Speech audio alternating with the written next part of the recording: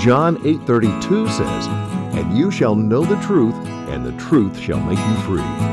Welcome to this Wisdom for Living discussion led by pastor, teacher, and counselor Al Rosenblum. For access to Al's other studies, to request an appointment for a personal discussion, or to contact our team, go to www.alrosenblum.com. All right. Well, we're going to enter into a new phase of discussion at the moment, and we'll come back to what we were because it's so rich in understanding there's just so many things, understanding life. And so we're going to study Elijah. We're not going to look at everything about his life, but we're going to study some principles. He lived in a time of a saturation of evil. Let me get this right. His nation, Israel, the northern kingdom, we are at a point in our nation where we are saturated with evil. And so I'm going to try to discuss some things about our nation, especially today, and try to sum up some things that are obvious to everybody. The title, Studies of the Ministry of Elijah, Standing Up and Pushing Back Against Evil. Well, we live with evil in our nation today. I mean, we're just full of it. And so I'm going to begin to push back against the evil. I've sort of been quiet about it and been under the radar and not mentioned it. And I'm still going to try to keep from getting kicked off social media. I don't see any benefit to doing that, but we're going to talk about the evil that we're facing in our nation, and we're going to be honest about it. And we're going to look in the Bible and try to understand what God has provided for us to be able to push back. Because we're not supposed to just sit here and let evil overtake us. That's not the Christian way. I don't think anybody in the scriptures, now you don't stand up violently, but primarily to follow the Lord's example, you submit yourself to the Lord and allow evil, when it comes to you personally, you minister with love and grace and mercy to the individual people that are perpetrating the evil. And so you don't perpetrate evil yourself, sin and evil yourself. You stand up through grace and love and mercy, and you share God's love with the people that have been sent to harm you or to arrest you or to take you or to kill you, whatever it might be. All of that was within God's plan. Everything in your life is within God's plan. There's nothing that God is allowing, is going to allow, or has allowed that's not for your benefit. All of it. That's the genius of God's plan, is for him to be able to take even the worst thing that God could do, the devil could do in your life, and God use it to become the greatest blessing. Of course, that's the message of the cross. You can see these links. These are just things to links to just significant political issues or medical issues. I think this last one has to do with this medical stuff that's just we've just gone through. Very, very, for some people might be very scary stuff, but it's honest stuff. It's truthful stuff. And so we want to look at that. So let's go to the Father. Let's pray. Take a moment. Father, what a great privilege to be part of your family at this time in history, when I see evil being allowed to put everything together to take over the world. I mean, the world, not just our nation. And the fact that America seems to be falling doesn't mean the rapture's here just because America's falling.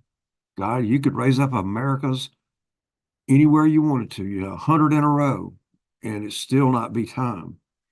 But if it is time, then there's going to be a phase of moving up to this point where there's quite a bit of pressure from evil on the average believer. And so we want to learn how to push back and to use your grace and your mercy and prayer to push back against your enemies and our enemies. So teach us this Give us the heart to do it.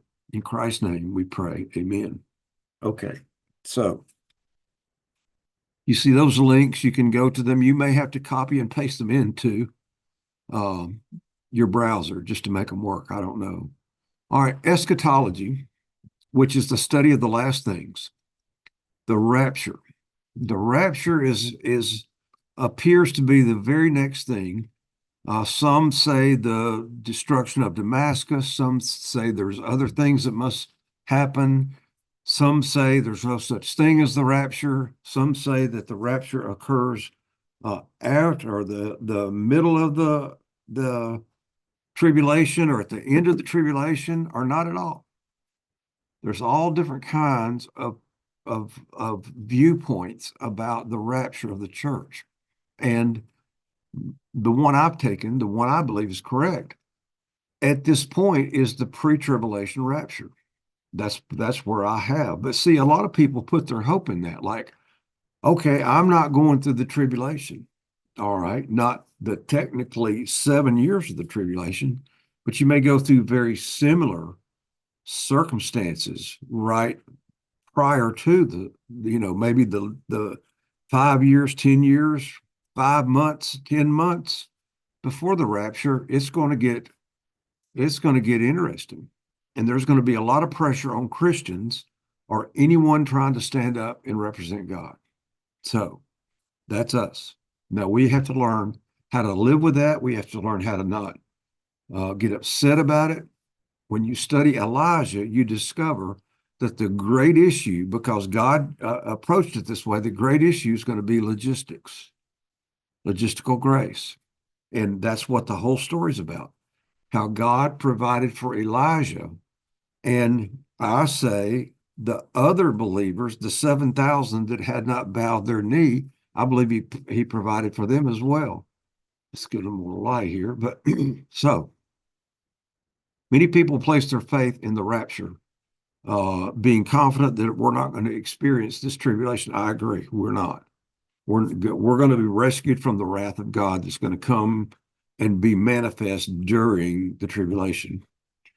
I believe in the pre-tribulation rapture of the church, but I do believe that the Lord has purposely allowed some uncertainty.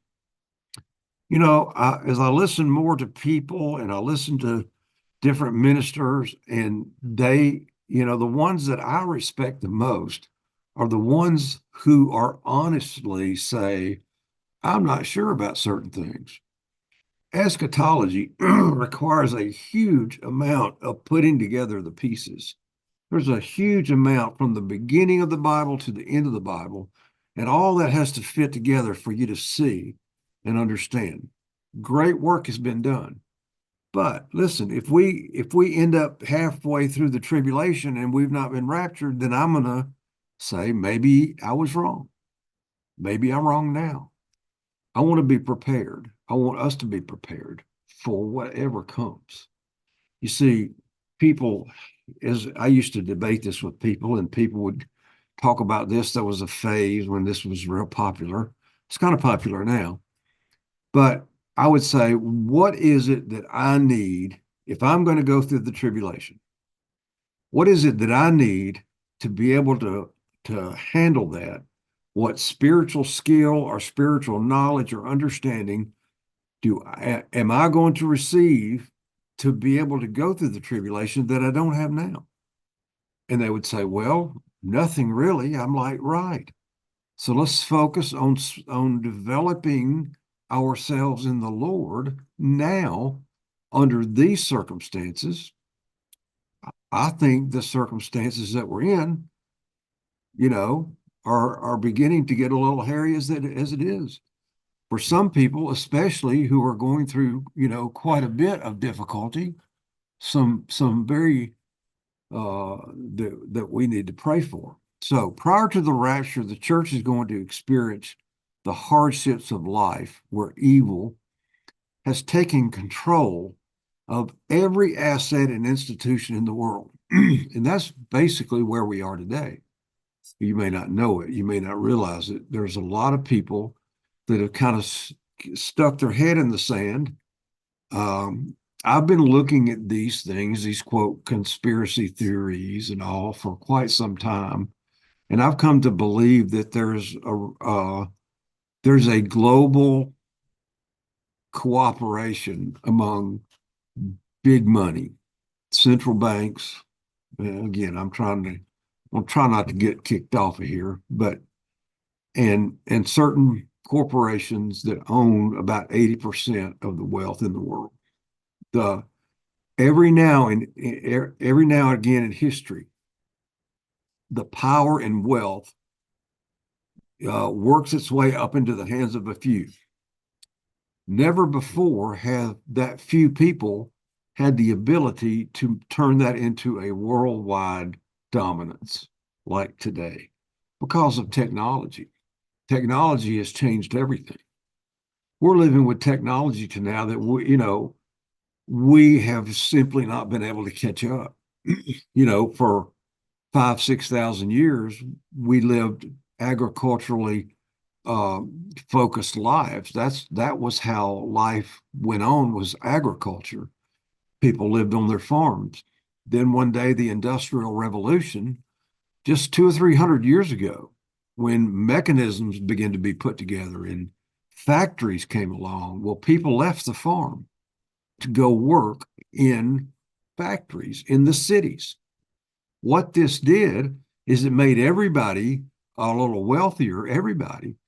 But some people, those who had begun and owned the factories, got fabulously wealthy compared to the workers. And this is what spawned communism, literally, is this inequality of those who owned the means of production and those that were producing.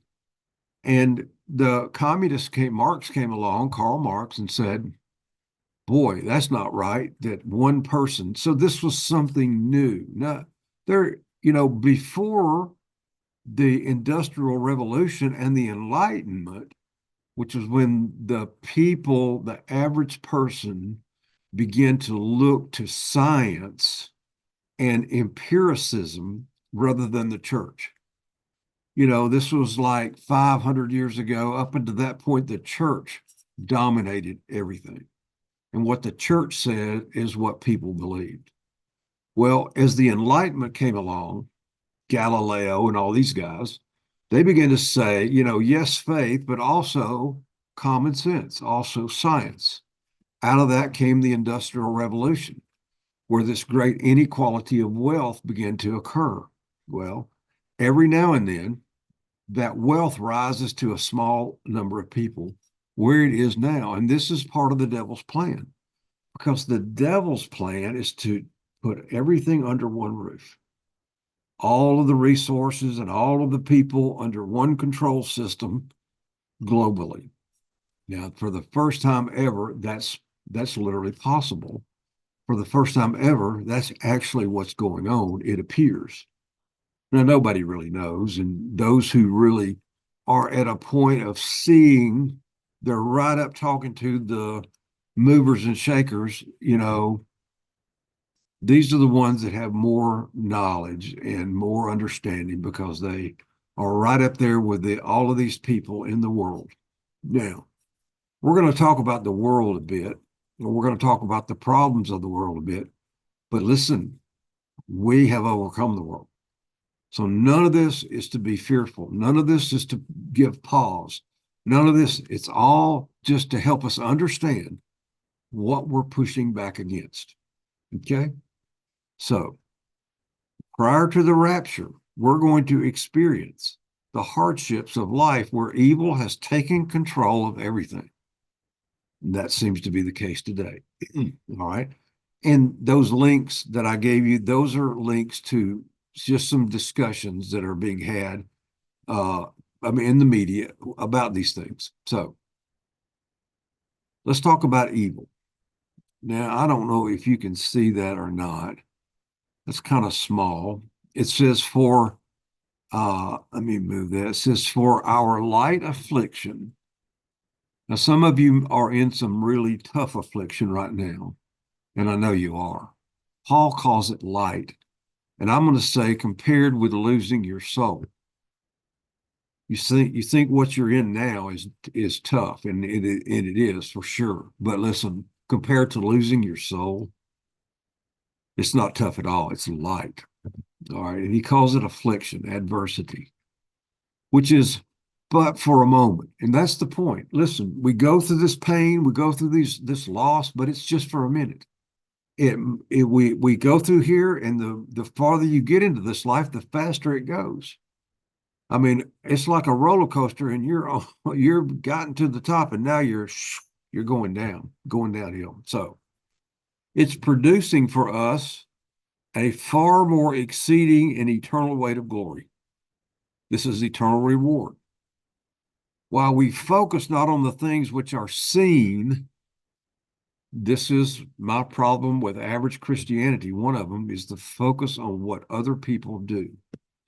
We're not focused on the things that you can see, like all this stuff I'm discussing.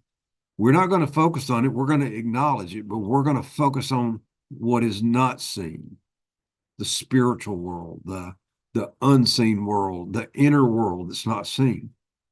For the things which are seen are temporal, but the things which are not seen are eternal.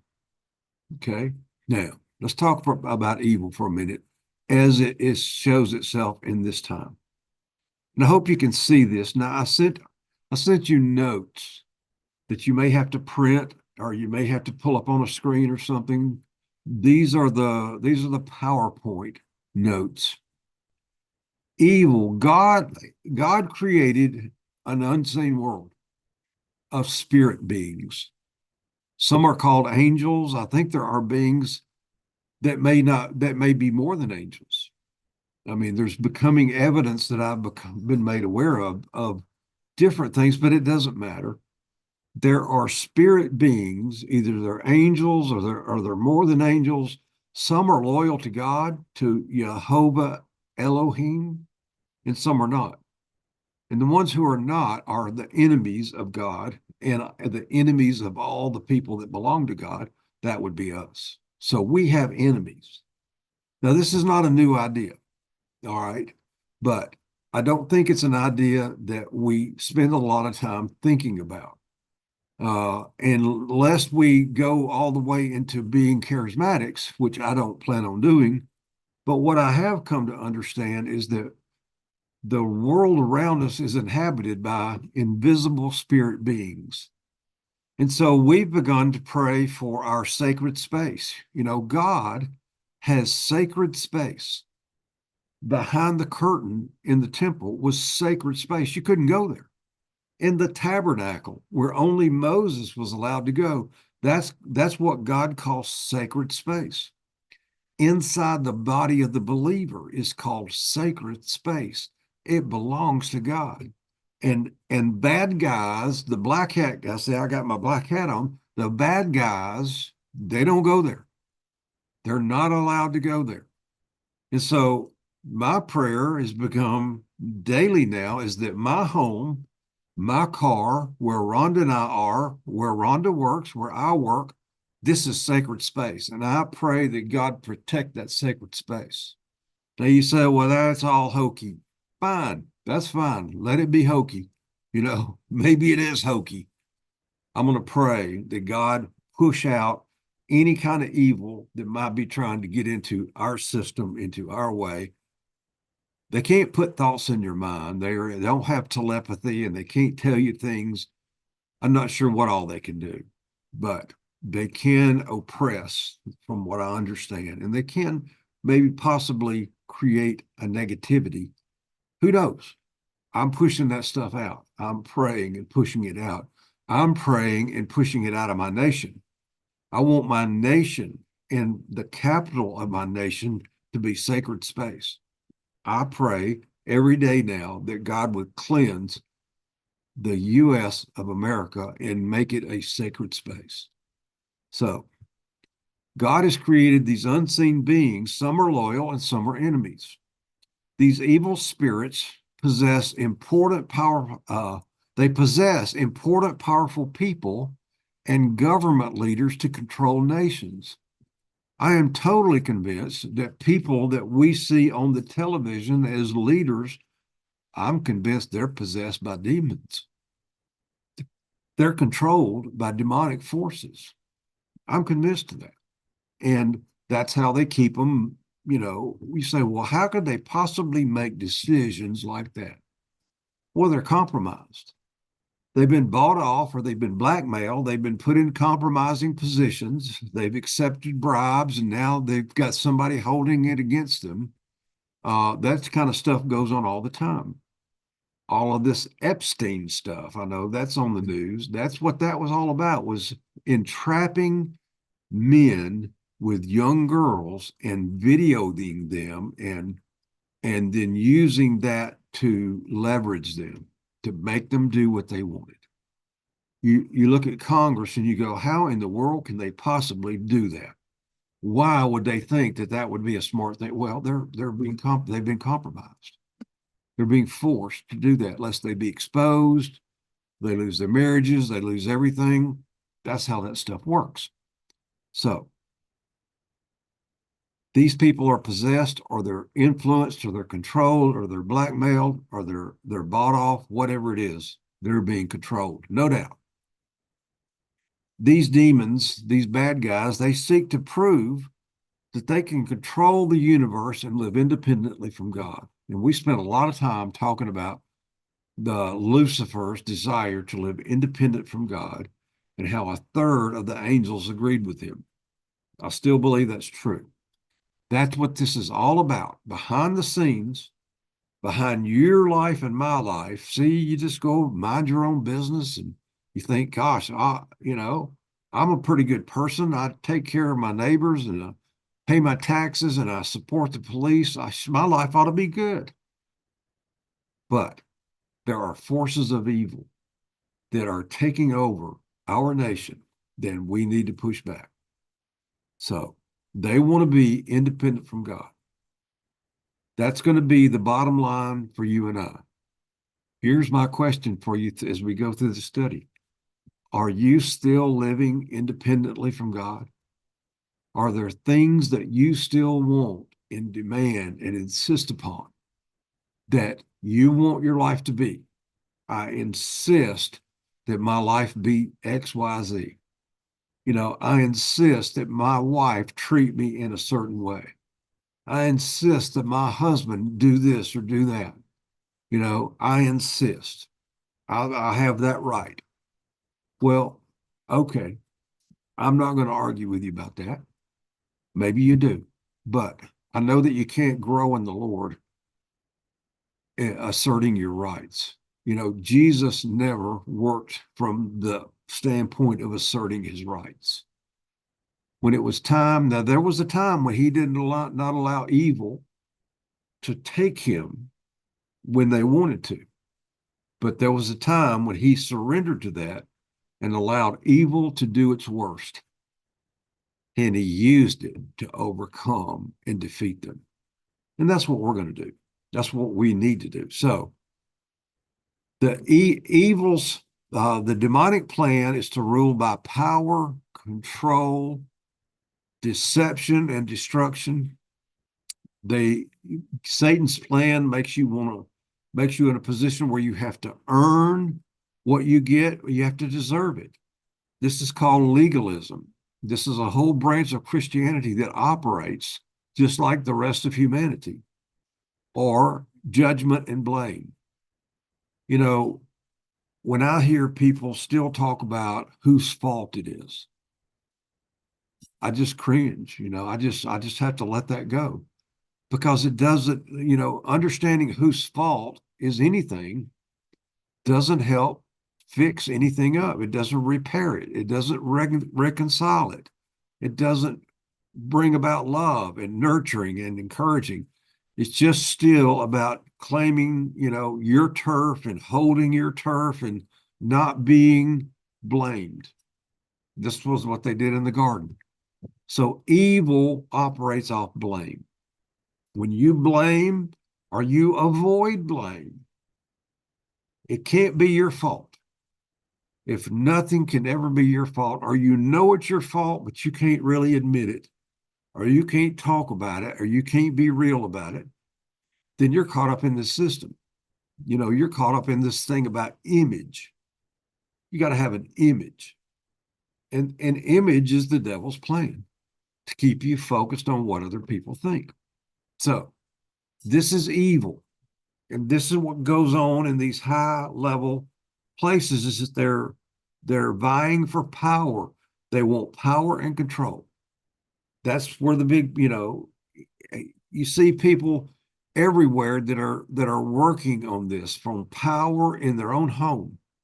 This is husbands, Christian husbands are taught you're supposed to be the authority in your home. That's just not biblically true. The man is never told to be the authority. The wife is told that he's her authority, and she has to deal with that between her and the Lord. But he's never told to be the authority. He's told to love and to nurture. But because young men that aren't mature, they want control. They think I have to keep things under control to keep my family safe. Of course, there's a measure of truth in that, but for the most part, this guy ends up trying to control his wife and his kids and trying to keep them where he can get to them and he can keep them safe. Again, there's a truth in that, but what happens is there's no freedom. There's control. And listen, love can't coexist in an environment of control. You have to let other people make their decisions. You have to stop trying to influence them and control them. This is all part of this demonic system, power and control. All through human history, the devil has built up certain men and nations to build up their military, their power, to control others. One nation gets stronger, they get a good leader, a charismatic leader, he begins to build things up. The next thing you know, they have a big military and they go to their neighbors and they destroy them and they take everything they have. And then they go to the next neighbor and they destroy them and take everything they have and they take everything they can until they completely just run out of gas. This started back with the Assyrians and the Babylonians. They took everything they could. This is the devil's plan. He wants to bring it all under one roof. Globalism is the plan. Then you got the Babylonians. These are the people that destroyed Israel and the southern kingdom. Oh, let's see, 150 years after Elijah, the Assyrians are going to come in 722 BC, and they're going to destroy the northern kingdom. Why? Because they're power hungry and they're going because they can. And they took everything they could get their hands on. All the gold, all the women, all the assets, all the animals, killed the men, left a few, whatever. They just did whatever they thought was best for them. Took no consideration of anybody else. That's power. That's this whole system we're talking about.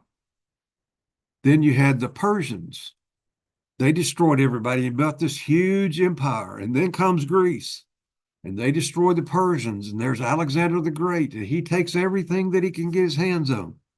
All over the world. These people just minding their own business. All of a sudden, here comes Alexander with his army.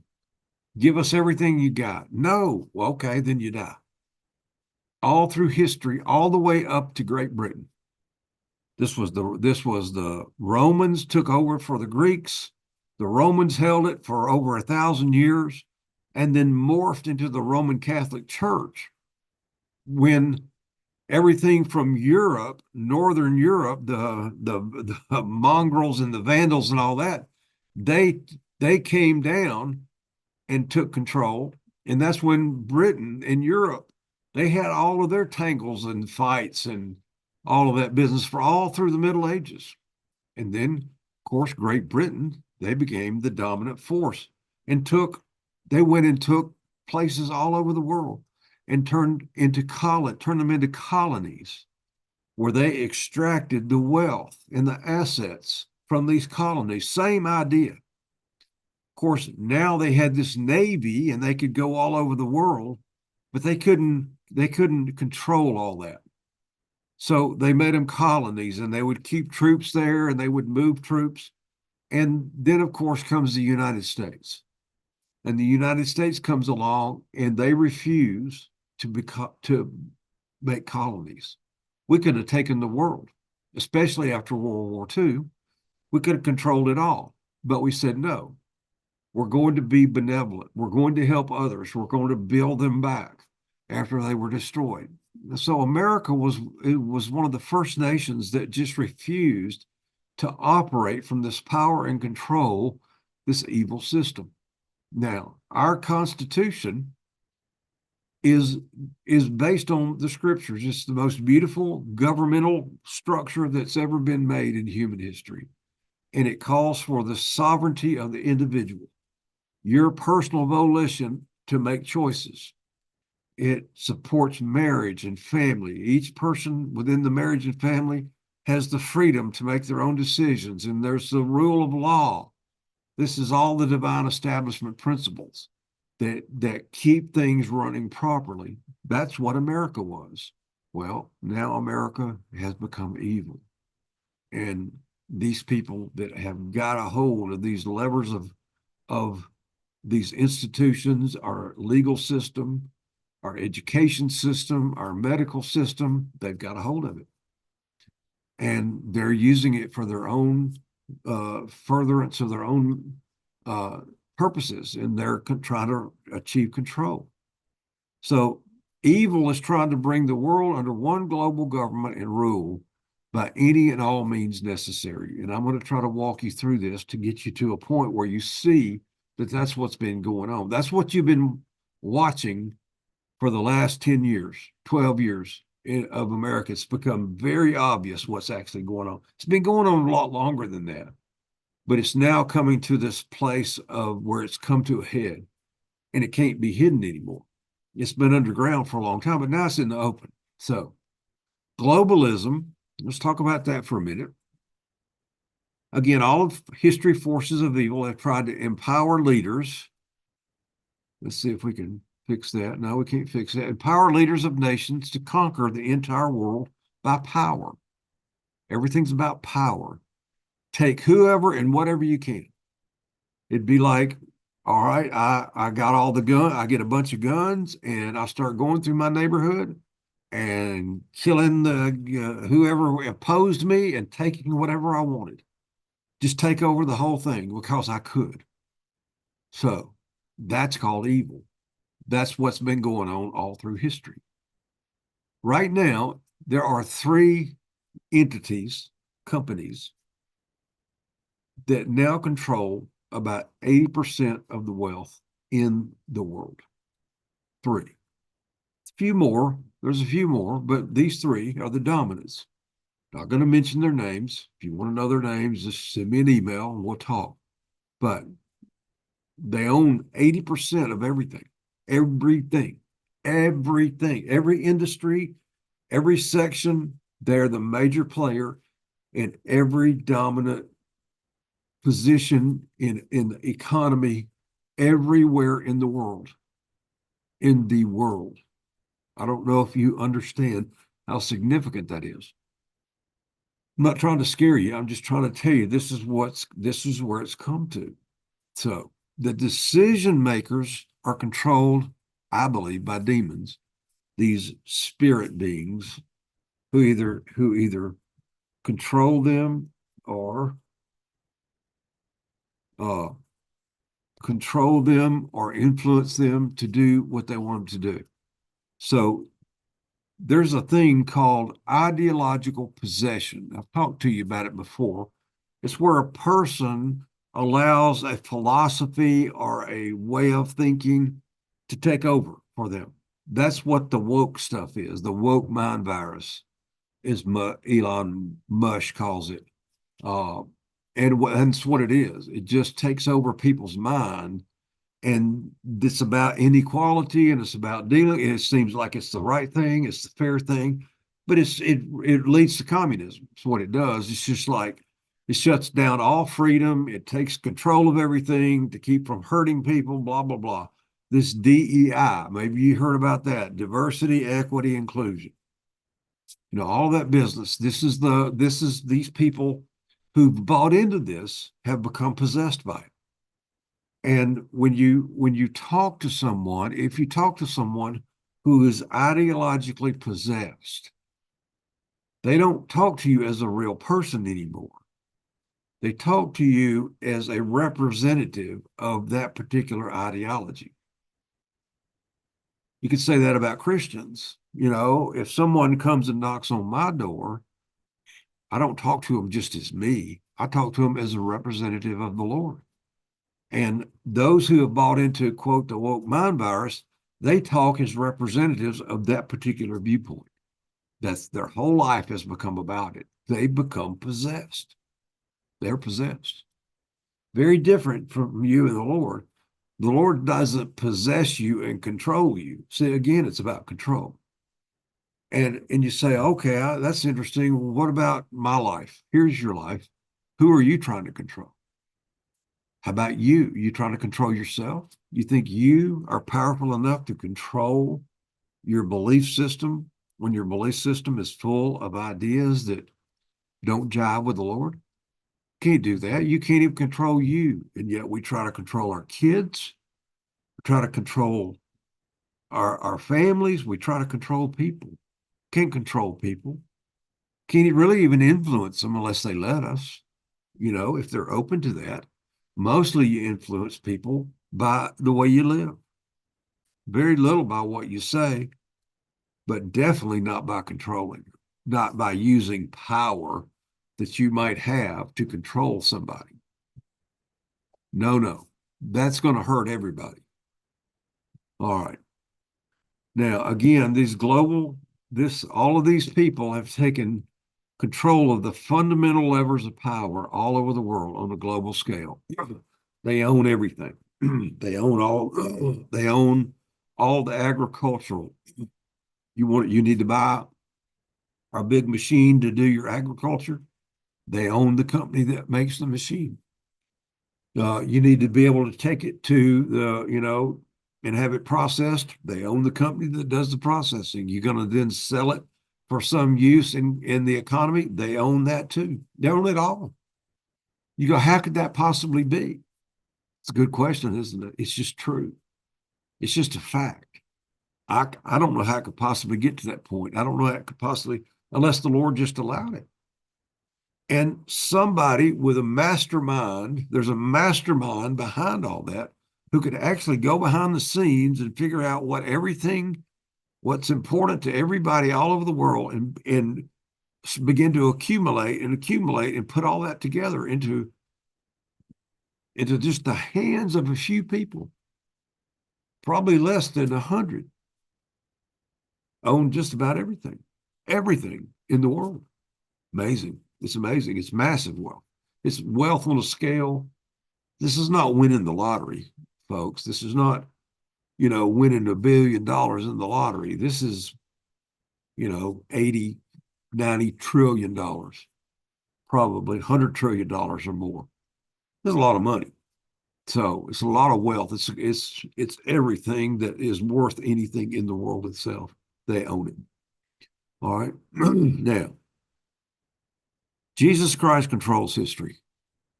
And this is what we need to understand. So what I want you to understand, I'm going to take you through some more stuff. I just want to make sure that you understand where we are historically.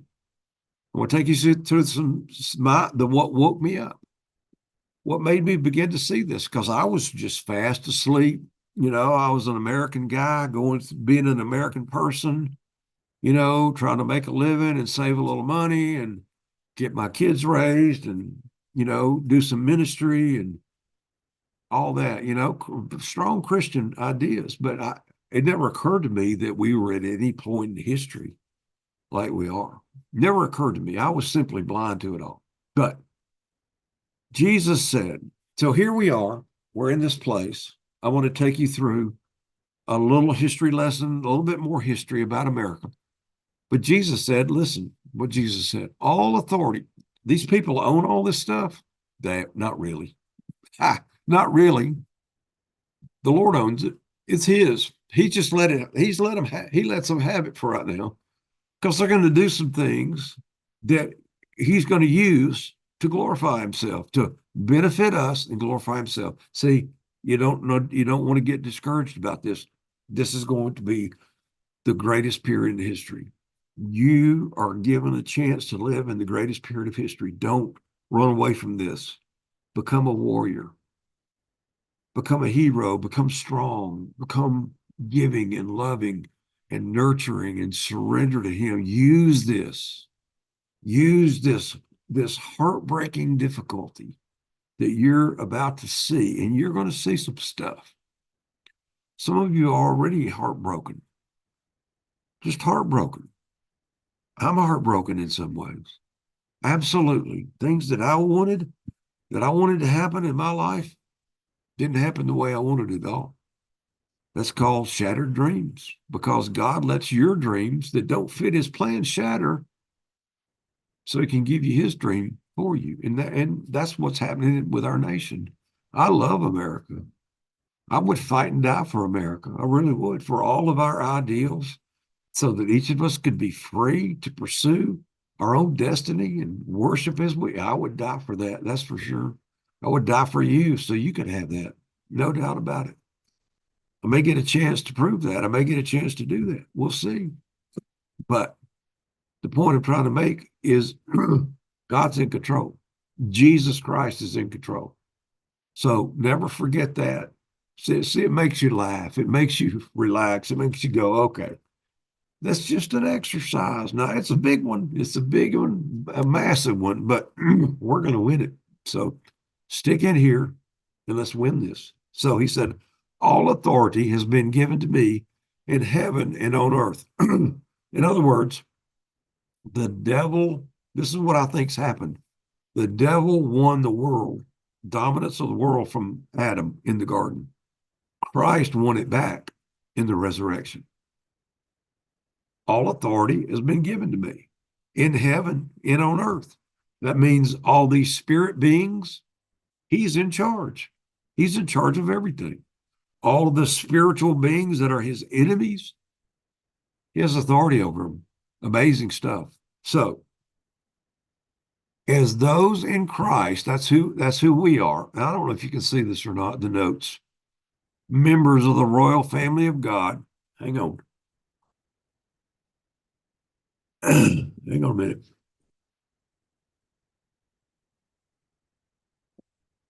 Got some lemon juice there. Those in Christ, members of the royal family of God, we are his body on the earth. We represent him. That's who we are. We share this authority. Now, again, we're not going to get into the name it, claim it, casting out all hardship, only nothing but blue skies. That's not how it works. Adversity is God's tool in your life. He's not going to take that away from you. He's going to use it in your life. It's a great gift. But we share this authority to stand up and push back against evil. So how do we do it? Here's how we do it, I believe. First of all, we do it by what we are. This means a transformed, surrendered soul. You have to let your soul be transformed by taking off old beliefs and putting on the new beliefs. You have to learn the new beliefs, the new man construct, so that you got something to put on when you take off the old stuff. But you got to practice this awareness and alertness. You gotta observe yourself when you're operating off of a bad way of thinking. It's producing bad things in your life. You got to look for the root of that and remove it and then replace it. That's how you transform. That's how you purify your heart. A pure heart is a good conscience, means an agathos conscience, means a conscience filled with truths of God's word. A purified heart is one who has laid aside the substance of the bad beliefs, the wrong thinking from your soul. See, we don't listen to these biblical principles just to know them or just to keep everything flushed out. They're to change us. We use them to change us, to change our soul, change our heart. So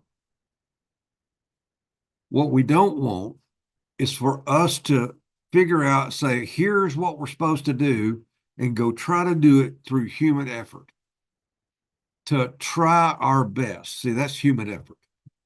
What you want to do is to become transformed so that God can work through you, because you're surrendered. And those things that hinder his expression of love and grace and mercy through your life. I've always been one that I've always had a good boundary for the most part, in some ways not. But if someone wanted to confront me, I had a pretty strong boundary. I'm like, bring it on. We'll go down. I mean, my father told me years ago, and a good friend of mine, Bruce Russell, told me also, he says, not how big you are and how strong you are, it's how far you're willing to take it. How far are you willing to go in a fight? If a guy brings a knife, you bring a gun.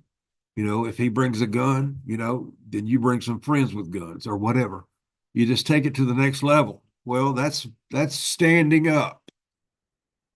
That's not the Christian way. The Christian way is you stand up for the Lord by surrendering to his will.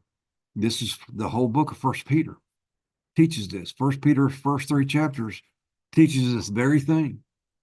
This is the wife, the believing wife, whose husband, she gets saved, but he doesn't. Peter says, how do you win him over? You surrender to the Lord. You submit to him, you submit to the Lord, and submit to your husband. You're this cooperative, giving, nurturing, loving, forgiving spirit. You're this help to him, and you win him over for the Lord. He gets saved through that. And he says the same thing. And we've been through that. So we want to be these surrendered people who, when they come to get us, we sing, when they put us in jail, we sing hymns and call down earthquakes on the jail like Paul and Silas. All right. So you got to be transformed. You got to be transformed, and listen, all the people sitting in church who are not being transformed, they listen to some good information. Oh, that was great. Oh, it was good to hear all that today. They don't change ever. Nothing changes. They'll go about their business, and they confess their sins and they trust the promises, but they never change. They're living a superficial Christianity. And you can't be a spiritual hero. Part of the core of God's pivot here, you can't be that if you don't transform. You can't be that from just superficial Christianity. It won't work. But some of you are in it. You're like, oh boy, am I in it? He's thrown you in the deep end, and you've heard all this for years now, and you understand somewhat at least what he's doing with you. He's purifying you. He's flushing out this rebellion in you that says, no, you can't have that. You can't have that person. You can't have that relationship. You can't have my money. You can't have my health. You can't have my mate. God, you can't have them. So God says, I can. I will.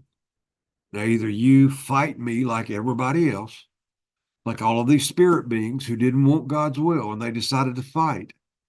You can fight with them. You can be saved and secure forever and still fight against him, or you can surrender. If you're going to be a hero at this point in history, you're going to have to surrender to him. You got to give it up and let him have everything. All these beliefs and ideas in your heart that say that cause you to hold on, to not forgive and not let go and not give it to God. Those are the things that he's flushing out for you to see. I can't let go. Well, what is it you're telling yourself that says I can't let go? You're telling yourself I can't let go, and therefore you can't. So you say, well, what do I do? Tell yourself to let go. Say, Al, let go. Let go of that. Let go of her. Let go of him. Let it go. It belongs to God anyway. It's not mine. It's not mine at all. It never was mine. I just got to enjoy it for a while. Thank you for letting me do that. But I'm giving it back to you now. That's how you do this. So that's how you change. Secondly, what we say to other people, what we say to the Lord, what we say to ourselves. We say grace for people to be saved and forgiven, encouraged, nurtured, built up, sent to the word, admonished, confronted, whatever it happens to be that needs to be done at the moment. See, that's what love does. Love is that mindset that says, what do they need right now, Lord? Show me what they need. Oh, I need to go and get in front of them and go, hey, what about this? I love you. I wouldn't just say these things, but what about this? What about that? And they go, well, you're right. You're right. I don't want to talk about it. You go, well, call me when you do. Because I see that. I see that you're not letting that go. I see that you're struggling with that. And so you reach out and you nurture. Some people are geared to unbelievers that way. Willie Strickland, the guy, I wish you would pray for Willie Strickland. He's great with these young people. He brings them in. He's buddies with them, and they think he's the greatest thing ever, and they believe in Christ and get saved. Amazing. So the things, who and what we are we willing to be transformed? Are we willing to let our hearts be opened and freed from these wrong ideas? What we say as a result of that, what we do as people see us trusting God and showing grace and showing forgiveness. So I'm speaking to myself. And finally, I think the biggest thing we do is by prayer. My prayer life has been pitiful compared to what it's going to be. My prayer life has not been anything near what it could be or needs to be. So I'm going to go a little over. Listen, if you got to go, then go. Just take off and go. But I'm going to go a little farther with this, and I'm going to try to get to a point where I can move into Elijah. All right. So this right here is Jesus controls history, and he uses us to do it. And so he uses those who are prepared. And we're trying to get prepared. All right. Let's look at some recent history. I want to discuss parallels between Israel about 874 to 853 BC under the rule of Ahab. He's the one that married Jezebel and saturated Israel, the northern kingdom, with evil. All right. And I want to compare that with the USA today and just kind of give us an understanding. I want you to be able to see the evil that has taken over and the clues that woke me up to it. Both of these nations are saturated with evil. And the difference today, listen, here's the difference today. Today it's global. It's not just America, it's global. So let me talk about waking up. Ephesians 5:13. All things become visible when they're exposed by the light. Now, the light is the truth. For everything that becomes visible is light. For this reason, it says, awaken, sleeper, arise from the dead, and Christ will shine on you. Christian, it's time to wake up and smell the coffee and see what's going on around you. Get your head out of the sand and get into the fight. Luke 8:16. Now, no one after lighting a lamp covers it up and puts it under the bed. You're the light. The light's inside of you. You're the lamp. Okay. God has lit you like a lamp. But we go and hide. We go hide. We hide our Christianity. We hide our love for the Lord. He said nobody goes and hides it, but he puts it on a place where it can be seen so that those who come in may see the light. For nothing is hidden that won't become evident. Nothing, nor anything secret that shall not be known and come to light. Okay? All this is going to come to light. God's going to expose everything. That's amazing. Now, let's talk about some chain of events. And listen to me. I am not endorsing a political party or a candidate. I'm not doing that. I have my own ideas about it. You probably know what they are, but I'm not here to endorse anybody or to advocate to vote for any party or person or anything. That is your decision. Mine is to bring the spiritual principles so that we can understand them. All right. So, starting back about 2001 in September, some men flew jets into a high-rise building, killing a bunch of people in America. Some believe that was what's called a false flag. I probably believe that too. A false flag is when somebody does something and blames it on somebody else. If I go and uh, shoot my neighbor's dog and blame it on my other neighbor, that's a false flag. Why would I do that? To make those two fight or to justify uh, creating a new law, which is what happened. New laws were enacted that have enabled the forces in the government and in our society to be able to do what they've done. Those new laws, after that happened, are what has opened the door to a lot of evil things. So, what happened after that? Legislation, the Homeland Security and Patriot Act, gave the government the legal right to spy on American citizens in the name of keeping us safe. Keep us safe. We got to keep you safe. Therefore, we have to look at everything you do. We have to spy on you. We have to look at your text and your cell phone, listen in on you. We got to pay attention to your emails. That's going on in a huge way. So, again, this is probably a false flag that was enacted in some way. Our government either planned and executed it, planned and contracted others to execute it, or if they were surprised by it, which I doubt, they used it to gain power. They parlayed it into passing these huge laws. The Patriot Act gave them the power, the FISA courts and everything gave them the power to look at whatever we were doing. So, no, we should have expected that. Anybody looking back, I was naive to think that they wouldn't do that. I mean, they have the power to do it. They have the technology to do it. So, hopefully you're following notes. This has got pretty small. Here's a point. Events come and go in your life. Bad things, good things, they come and go. And as they do, we enjoy them, we're hurt by them, but because of these events, often we adopt ideas. If it's a significant event that happens in your life that hurts you especially, you have a tendency to adopt ideas, beliefs to protect you from being hurt that way again. I call them NAPs, never again policies. I'm not going to ever be vulnerable that way again. Can't be vulnerable like that again. So we begin to defend ourselves and wall ourselves off and create defenses. Well, that's what these legislations are, a metaphor for how we do this in our own heart. You see, these defenses have to be torn down if you're going to have a heart open to be able to love your loved ones or let the Lord love through you.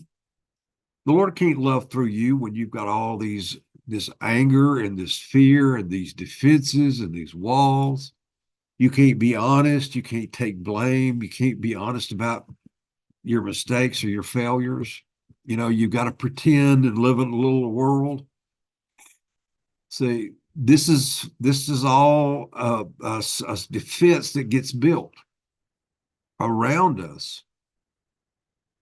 This is, just like people that we've counseled, they look at each other's correspondence.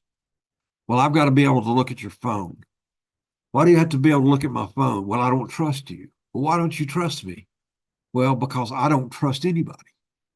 Because when I trusted as a little kid or a little person, then I got hurt. And now I don't trust anymore. So I've got to know. See, that's control. That's this whole thing I'm trying to talk about. And this is where this is going to all end up with us. All of these things that you're seeing are people trying to control. So you don't see, we have the Lord. Jesus Christ is in control. Let him be in control of your partner, of your children, of your life, of your health, let him be in control. All right. So the events of our life have come and gone, but what we believed about those events is still operating in our hearts. Whatever you believed because of it is still in you. The event's come and gone and you've forgotten it. But what you believed about that event and the systems that you developed because of those events is still in you and is still operating as if that was still going on. So the day before this happened, Rumsfeld, if you remember that guy, announced they could not find over $3 trillion of defense spending. Didn't know where the money was. And the next day, boom. Supposedly an airplane hit that very part of the Pentagon where all of those records were kept. Isn't that something? You know, you say, well, that's just a coincidence. Okay. Whatever you think.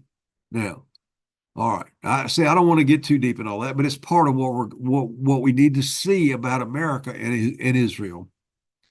This particular 8 years that we're talking about, that event saw the greatest transfer of power from the voters to the CIA and corporations that you could ever imagine. That's what the Patriot Act and Homeland Security and all that did.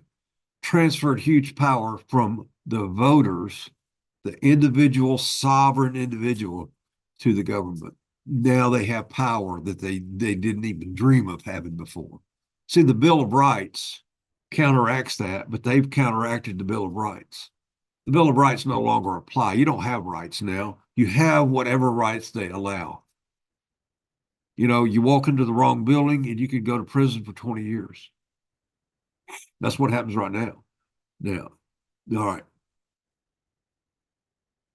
In the next section of history that we need to talk about just briefly is when the evil started to become very obvious. We didn't understand before this big thing happened. We reacted and everybody said, we've got to protect ourselves. Passed the Patriot Act, giving all this freedom for the government to look at your stuff, Homeland Security to keep everybody safe, blah, blah, blah. All right, all this power.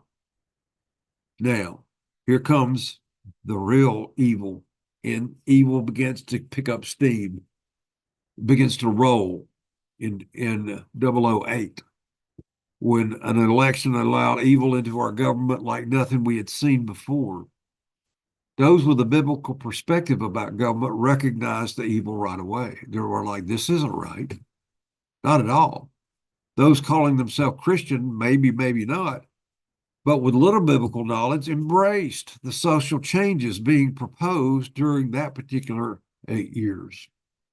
You notice that I'm not saying names or why, because that's what gets us in trouble. That's what gets us kicked off. We don't want to we want to be able to fly under the radar enough to say what we need to say to present our principles. This was the beginning of the ideological possession called the woke mind virus. This is where racism came back. It was all but done for. I mean, when I grew up in the 50s, in the early 60s, there was racism indeed. And we saw it all and we didn't know any better about it. We just thought it was normal that certain people lived in certain parts of town and didn't live anywhere else. And they same people went to their schools and didn't go to ours. And when all that was finally put together and, quote, integrated, that was really an eye opener about what had been done and provided for this particular group of people, which was certainly not enough. But that had been, some of that was very good. That had been rectified. A lot of that had gone a long way. When I was in high school, there's a lot of racial stuff going on. I mean, if you were of a certain color, you had to the other the other color would take the halls. Literally, there'd be a couple hundred of them, and they would riot. And you'd have to get in a room and close the door, and then you would be safe. But if you got caught up in the hall during one of these, you would really get hurt. You get really beat bad, like some of what's going on now. And racism has been revived. Why? Because it's useful. It separates, it divides. What's being done in America is to divide and conquer. We're dividing and conquering. That's what's happening, being divided. So this ideological possession, this woke mind virus, is looking at life from a certain standpoint. Even when it's insane to let 10 or 12 million military-aged men just walk into this nation, don't even know who they are, no checks, no balances, no anything, and just let them loose to go wherever they want to go. 10 million of them, it's going to end up being about 10 million. I mean, what? Anyway, the evil policies that were enacted, refusing to enforce certain laws, like the one I'm talking about, like the border, perverting other laws, this Russia hoax thing, spying on cell phones, email, social media of millions of citizens. This is about control. Promoting global hoaxes. You know what I'm talking about. Still being promoted to steer us toward the plans to benefit the wealthy. See, all of this renewable stuff has been bought off. It's all been prepared. And it's about breaking us, taking all the wealth. So, see, when energy is cheap, then the average person can develop and grow and become wealthy and become secure financially. But when the energy prices skyrocket, everything else does. That's what's happening now. So, involvement in endless wars. This is money laundering, and it's pure and simple. Solidified control of our children's education system to brainwash them with the woke mind virus. Now we come to 16, and the Lord lets us push back the other way, and we think, okay, this is hopeful that we might be able to bring about some balance again, some basic common sense being used. And it was a good time. It was well handled and well managed, and some things that aren't good about it, but all in all, was much preferable to what had been before, or especially what's going on now. But this is when I really began to understand what was going on. It took me even then a couple of years, because the pushback, I mean, this guy comes down the escalator, and the pushback was just like out of this world, nothing I'd ever seen. I'm like, what is going on? This is not your average cycle back and forth. America's had this back and forth cycle, and there's been some really tense times. The Civil War. We had a Civil War, killed about half a million people. Brothers, that's terrible. Took many years to kind of get past that. We may be headed toward another one. But so all the pushback against this one person, all the demonizing and some of it deserved, but not really. A lot of it evoked and promoted. But so we discovered, that's when I began to see that all the institutions have been hijacked and corrupted. The media, I just couldn't believe the media. The media, I didn't understand. Well, there's a lot about the media to understand. See, the legacy media, the cable news and all that, they're going out. Why are they going out? Because of the internet. People like Joe Rogan and, the internet news, the internet commentators, Tucker Carlson and all these guys, they're putting them out of business. Nobody listens to them anymore. So they have to align themselves with somebody that's going to pay their salary. And so that's what they do. They give the story the way their masters tell them. And they all jumped in together and used the same phrases and the same words and the same everything. And they're one big conglomerate, and they're all owned by the same people who are promoting this certain story, and it's propaganda. Uh, you know, then you got the legal system, which has clearly been hijacked, where people that did very little, did next to nothing, have now been said to have done this great insurrection and go to jail for 5, 10, 20 years. Crazy. Going on and on. You know, the education system, the universities have just lost their minds. These people challenged the election, and that was fine. But anybody else that does it, they're an insurrectionist. Again, you got the Russia thing that the media was all in on, pretending that that was real. Anybody with common sense smelled it from day one. You're like, that's not real. It's nothing to that. But they pretended, boy, they pretended big time, spent a lot of money trying to destroy the pushback. See, this was pushback. That's all that is. And that's what you're seeing now. I don't know if it'll be successful or not. I don't know. I'm not going to depend on the political to be the pushback for me. I'm going to push back in my prayers, in the way that I live my life. I'm going to push back. I'm not going to look to the political arena to do that for me. So, again, all of the stuff that was happened, the impeachments, then the medical institution has now been hijacked and taken over, and you can't trust it. You don't know who to trust. If you've got a good family doctor that you can go to that didn't push all that on you and is just like, hold off, common sense, then you're fortunate. Then that's a blessing from the Lord. Now we get to 2020, where we are now in this phase. Now we see evil on steroids, and now this is just taking over.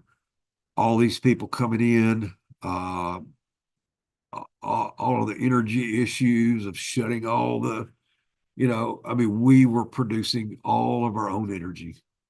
We didn't need anybody else. That would have dropped all the prices, and people would have been able to live their life, been able to accumulate. See, what's the point of accumulating? To put it into the ministry, to send out the gospel all over the world, just like we do in Nigeria. We help support Emo and those pastors. There's about 5 or 6 pastors that he pays their way to come and go to those classes. We send money for him to be able to do that. Wealth that comes in to the ministry, we push it out. We don't use that money for us. We use it to push it out to ministry, to do ministry. So that's the importance of a nation that's on the rise, that's doing well. See, then the money can go into the church, and the money can go for ministries. It's not just so we can have money and get power and take over things like the evil people do. We take money that God gives us and put it into his service, and that's what it's for. Well, what's being done with our money? It's the tax money is being laundered. That's what, you listen to Mitch McConnell. He said this money that's being sent to back to the Ukraine, he said, don't worry, it's coming back through the military industrial complex. In other words, that money goes there, and it's given right back to the military industrial complex, about 5 or 6 different corporations. And you okay, honey? Yeah, I got you. All right. Anyway, so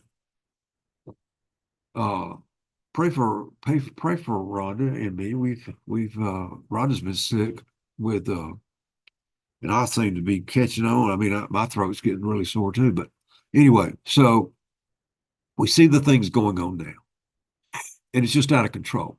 And the people that are supposedly in charge, they're not in charge.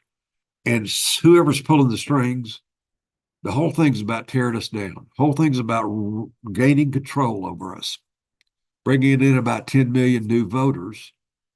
And, some say, well, they're going to turn into workers. We'll see. That may very well be. Uh, but we had a whole bunch of workers already that weren't working. I don't know that we needed that. You know, whose idea was that? It's against the law. It goes against every common sense principle that you could think of. But for some reason, it's benefiting somebody that you don't even know about and can't see. And that's what evil is. Evil has to hide. Evil has to do things behind the scenes. Evil has to bring about results based on power, not on love and grace and freedom. So let's talk about the worldwide effect of all this. First of all, technology allows government to locate, eliminate, or control anybody anywhere in the world now. There's no getting away. There's no getting away. I mean, satellite can find you no matter where you are. So we'll go to the woods and hide. They'll find you, unless you go underground. If you got a boring machine, you can build a huge underground cavity that might hide you. Of course, it won't hide you from the tribulation. As an unbeliever, it's not going to hide you from that. The only way to hide is in the Lord. The Lord, He is the rock. He is your hiding place. Only Him. Secondly, technology makes it difficult for those who try to rebel against this system. This is all setting up for the tribulation. Mark of the beast and all that, and this total control system. Listen, it's here. It's upon us. Now, whether it's that time or whether we got another 5 years or 10 years or whatever, I have children. I have grandchildren. I don't want them to be dominated by these evil people, but I may not have a choice in the matter. So, but listen, I'm going to stand up and I'm going to say my piece. I'm going to try to do it in a way that's artful and not stupid, not just for the purpose of getting, drawing attention to myself, but I want to try to speak against this, and I'm going to pray, and I'm going to ask the Lord, and I'm going to ask the Lord consistently to push back against this evil. Put my shoulder to the wheel and push with my heart and my soul and my prayers. That's what I'm asking you to do. Mark of the beast. Technology made it possible to control everybody's finances. It's called digital currency. They're talking about implementing it now. 80% of the world's wealth is controlled by only a few demon-possessed people. I think they are. They may not be. Just a very few people control everything, literally everything. So, I saw a list. It had every major sector of the economy, the energy sector, the agricultural sector, the manufacturing sector, every sector that is considered part of the economy. The top 2, 3, 4 companies in each sector were owned primarily, each one of these companies in each one of these sectors was owned primarily by these 3 companies. So you probably heard their names. All right. The medical industry has been taken over. I just listened to an interview, and one of those links will take you to this interview with Tucker Carlson and Brett Weinstein. And Brett Weinstein did this huge investigation into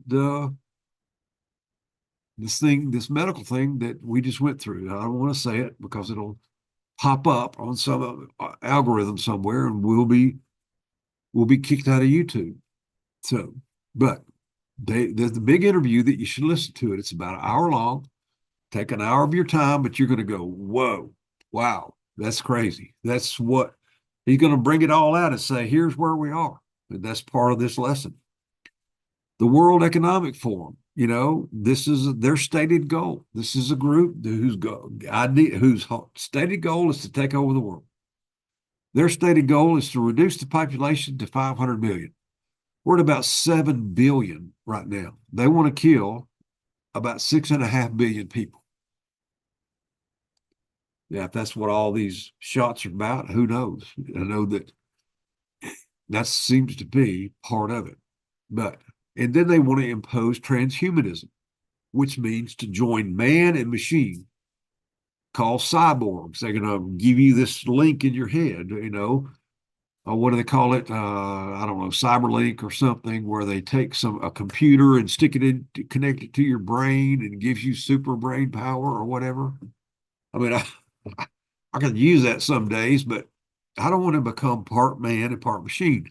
Even though I have fake knees and I have metal in my back from surgeries, I don't want to become transhuman or trans anything, to be quite honest with you.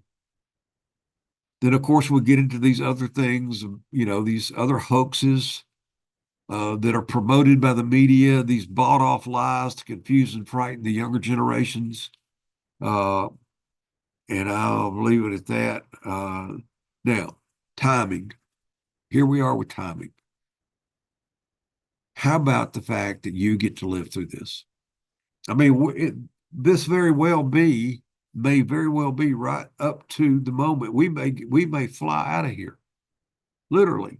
I mean, this is coming together like the Bible says. And it's just like the puzzle pieces are going right in when you're like, I didn't see that before. I didn't see that a year ago, but now I see that piece being nudged right into where it needs to go. So it's the timing. The timing. I've been inspired to step up and go, all right, it's time to push back. It's time to push back. So I don't know where we are in the timing of God's plan. We could be here. We could be 20 more years, 30 years away. It could be still be setting all up. We may live all the way through this. Your kids may live through part of it. Their kid, who knows? I want to push back on evil as much as possible. So now, with that in mind, I want to say to you that I'm going to embrace whatever God gives me. He may give us great hardship. In the study of Elijah, you come to realize that logistical grace. Elijah prays that it will not rain with an agricultural economy. He said, I want to break the bank. I don't want anybody to have food. I want them to be destitute. I want the whole place to shut down. So, I mean, are we ready for that? Are we willing to go through that to save our nation? Timing is an important part of God's plan. He allows or causes all the factors involved in any particular part of the plan to fall into place to accomplish his purpose. All of it's been foreseen by his omniscience. His purposes and plan include the choices of every creature, giving all of us freedom to either surrender to him or remain independent and pursue our human agenda. If this is about you pursuing your human agenda, holding on to your bank account, you're not going to do very well in this next phase because, we may have a couple more years of economy, and we'll see what happens with this next cycle, this next election. Maybe we'll have some time and bring some of this back and put something aside to prepare, like a squirrel with his nuts. Who knows? I don't know. I certainly don't know. I know it's time to push back against the evil. God has seen the beginning from the end, beginning to the end, enabling him to perfectly time everything, giving each of us all the opportunities that we need to reach our full potential and fulfill his design for us. Bottom line, I mean, I love my kids and my grandkids, and I want to push back for their sake. But bottom line, what this is really, my kids and my grandkids, they have their own volition. They have to enter their own journey with God. This is my journey with God. Now, I want to take all of this adversity, this insurmountable obstacle that's about to come our way, and I want to embrace it. And I want it to be what Paul said earlier. This light affliction turns into this eternal weight of glory. That's what this is really about for you. It's about finishing strong. Listen, we're an older group of people for the most part. 60s, 70s, a lot of us. This is the last stretch. I mean, this is you coming around the turn, and you about to meet Uncle Joe at the junction, the Petticoat Junction, if you remember that little song. But, we're about at the end of it. And I mean, Susie's husband, Mike, he's already made that journey. He crossed over, and man, he's dancing a jig. We need to pray for her because she's still struggling with the loss of it. And and pray for her every day. And so, it's time for us to stand up, and it's time for us to push back. It's time for us to use this in our life to let go of our human agenda. And if you have a job, you do it for the Lord. If you have a business, you do it for the Lord. You honor it, you do the right thing. You try to make the money, you try to make the sales, you try to do the service, you try to do everything as an honorable Christian in the Lord, but you do it for Him. You don't do it for your human agenda to say, okay, I'm going to get enough money so I can make it through this time. Nothing wrong with that. That's the right way to think, but do it for the Lord. Do it because you love Him. Do it with the idea that He may strip you of everything. He may take everything away. You don't know. He may put you on the side of the road in a poncho, living in a tent somewhere, waiting on a vulture to bring you food like Elijah. So God has brought each of us to this point in American history where our nation is saturated with evil, and He's giving each of us a window of time to make the most of our spiritual opportunities. This is about your spiritual life. Every bit of this is about your spiritual life. Take advantage of it. Your whole human existence is about your spiritual life. It's time to see that and let go of this human side of things more and more. I mean, that's the whole Christian.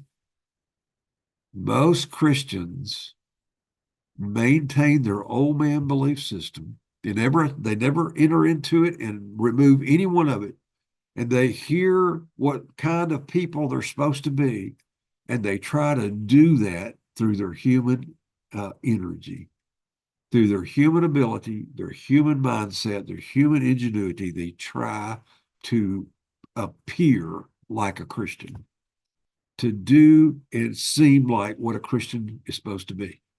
Tell me what to do and I'll try to do it. Not what this is. You have to surrender yourself to be transformed, to be changed on the inside so that you can literally become like Christ at your core.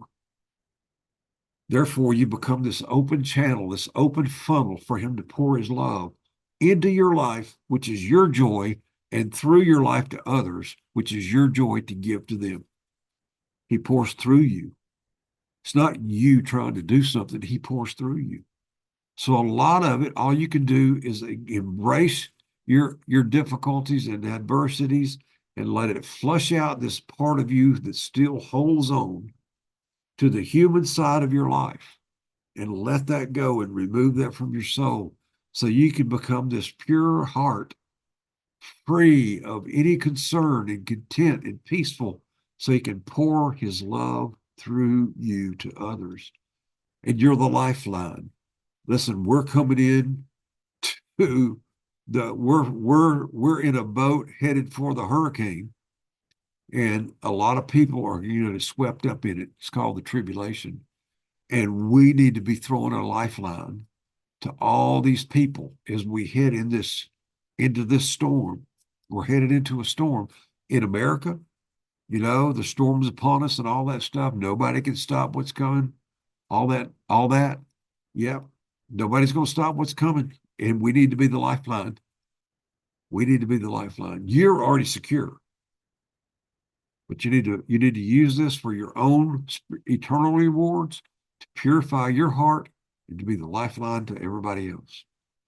So if the United States can be restored, if that's possible, if that's in the plan, if there's time for that, then it will be because spiritually advancing and mature believers decide to volunteer themselves, their time, their attention, even putting themselves at risk, if necessary, to stand up for God's truth and grace. Are you willing to go to jail or even die for the Lord? Because this is the time of history we're in. Just like the disciples and then the apostles, they were willing to do whatever it took to stand for the truth, to speak truth to power, to speak truth to those who oppose you, that want you, that hate you, that want to kill you, that think you're insane. You speak, you speak love, you speak grace, you speak mercy. You surrender to the Lord and let him pour himself through you to their life and be the lifeline to some of those caught in evil. That's what this is. That's where we are. It's your turn to join your voice with others who are pushing back to commit to prayer daily, hourly, whatever you're willing to commit to. Listen, there's no limit to what you can give to the Lord in his plan. Now, if I was fully committed, I'd spend every day, all day long, talking to him, thinking about what's going on, strategizing with him how to win so and so, how to win this person, how to influence this person. I'd be constantly in prayer with him, talking to him about these different people in my life. So I'm headed toward that goal.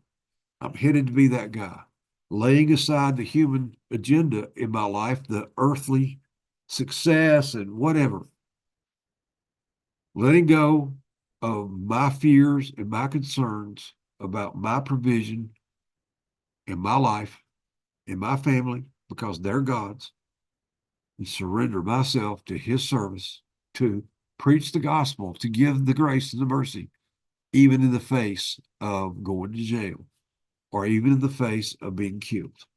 So it's time. Finally, I'll end this, and this is about an hour and a half. And I've come to realize that I've kept this to an hour, and that's fine. I'm going to probably do a little more, talk till I get tired, which maybe I might talk till in the morning sometime. I don't know. You're willing to stay or not, but I'm just kidding. Finally, grace. I want to talk about grace and then we'll finish. The true conflict between Yahweh, Jehovah, and those loyal to him and the forces of evil, those who are in rebellion against him, all this takes place in this unseen realm, in this area, in this life that we can't even see. Much of what's at stake in the actual battle taking place is unknown to us. We don't know what's going on. And it's not necessary for us to know all that goes on in the unseen realm. Adam and Eve didn't need to know the difference between good and evil. They didn't need that knowledge. They didn't need it for the mission that they'd been given, which was to dominate the earth and grow and turn the whole earth into Eden. God wanted to take he wanted to take Eden, the Garden of Eden, and turn it into the whole earth. But, that was the plan.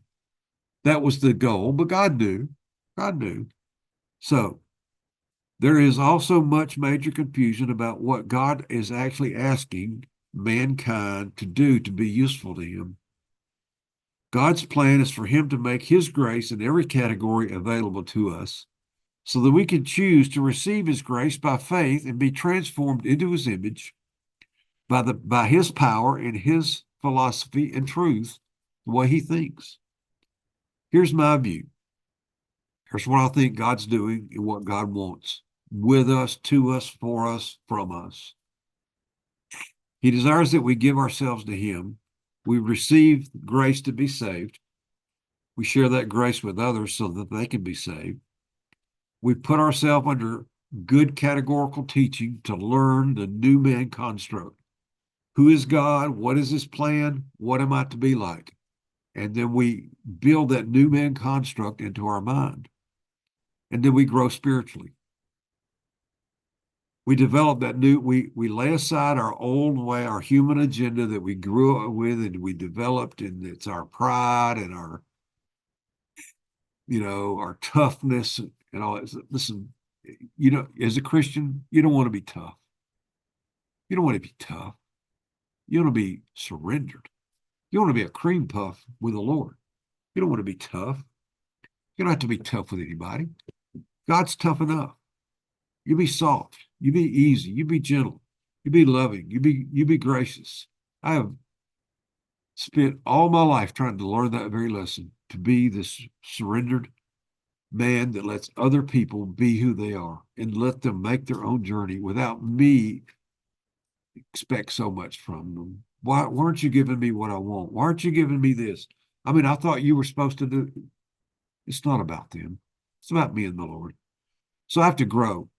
Listen, logistical grace is going to become the issue as we continue. Right now, so far, we're getting by, but just like Elijah, God shut down the whole economy of Israel. And this is what got everybody's attention.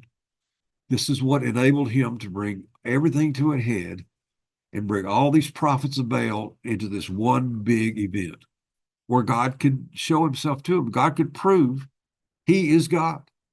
I mean, they cried out to their God, to Baal, and they cried out and he cried out. Whether there's actually a demonic force that is Baal, I don't know. But whatever happened that day, he couldn't get his spark going. God didn't let him. And then God brought that fire and boom, everybody knew there was a God in Israel that day. So that's what we want. Well, we're going to have to get into this. We're going to have to understand logistical grace. Manna. We're going to be have to be willing to live on manna. So it's going to become the primary focus because that was the focus of Elijah's prayer. It was the preparation that God put him through by the brook and then the widow and the widow's son. So Elijah's prayer removed all the obvious means of support in an agricultural society so that all the believers in the 7,000 who didn't bow the knee to Baal could look to the Lord for their daily bread.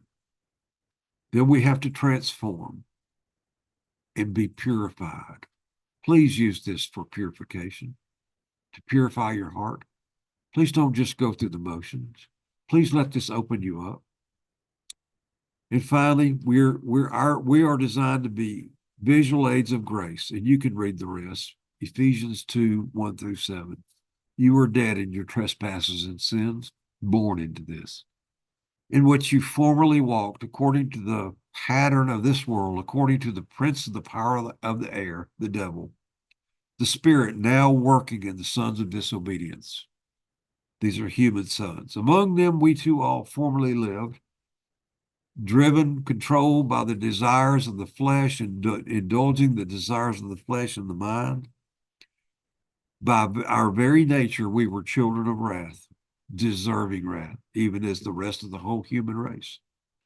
But God, beautiful words, who is rich in mercy because of his great love with which he loved us, even when we're dead in our transgressions, made us alive together with Christ. By grace you've been saved, raised up with him and seated with him in the heavenly places in Christ Jesus. Why? Here's the purpose. Here's the hina clause plus the subjunctive. Here's God's purpose. So that in the ages to come, I think for all eternity, he might show, that's the Greek word indictome, and it means to teach by illustration, make a visual aid. He might make us a visual aid of the surpassing riches of his grace. How is he going to do that? By his kindness toward us in Christ. So, our job, receive God's grace and become a visual aid of what he wants everyone to have. That's our job. Father, thank you so much for this time. Thank you for those that hung in here. I pray for those that need prayer. Give us courage. Give us courage. Help us to believe that you will provide what we need. We ask it in Christ's name. Amen.